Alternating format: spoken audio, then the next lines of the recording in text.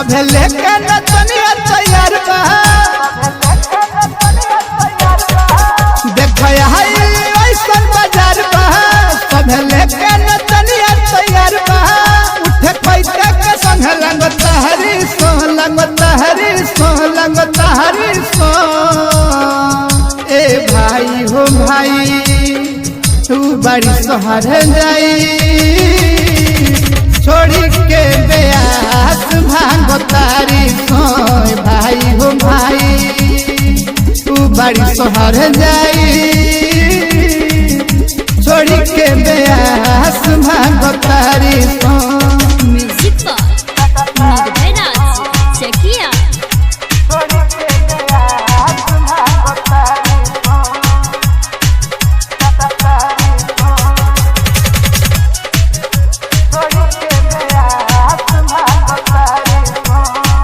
पिंकी चली गई छोड़ मुँह कुंवर जैसे मोड़ बात जाने ल जनता हो रिम झिम रहली न पिच बाद में उ कोई हिट जेकर नाम अभियंता हो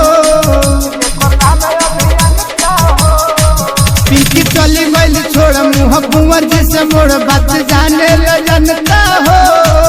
रिम झिम रहली न पिच बाद में उ कोई हिट जेकर नाम अभियंता हो रेशमा बुझे बेकार सुदर्शन के उतर है ऊपर के मन से जके खाली सब दागता हरी सो दागता हरी सो दागता हरी सो ए भाई हो भाई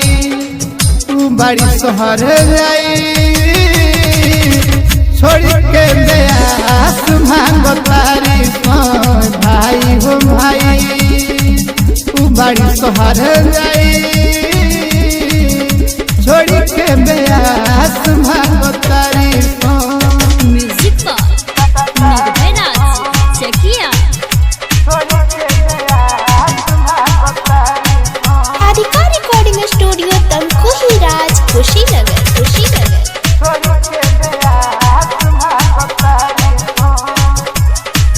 गुड़िया गैली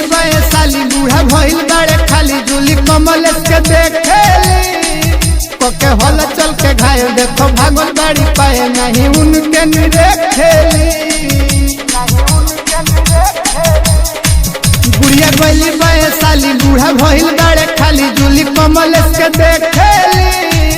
पके हल चल के घायल देखो भागल बाड़ी पाए नहीं उनके निरेखेली छोड़ी अभिषेक गई मुस्कानवा सब पर लीला देखी गावा तारा जानवा जकरा खसव के मरता हरी सो मरता हरी सो मरता हरी सो ए भाई हो भाई तू बड़ी सोहर जाई छोड़ के बेआस भांगो तारी सो भाई हो भाई तू बड़ी सोहर जाई छोड़ी के बेआस भांगो तारी सो देख ऐसन बाजार बा सभे लेके नचनिया तैयार बा उठे पैसा के संग लगता हरी सो लगता हरी सो लगता हरी सो ए भाई हो भाई तू बड़ी सोहर जाई छोड़ी के बेआस भांगो तारी सो भाई हो भाई तू बड़ी सोहर जाई।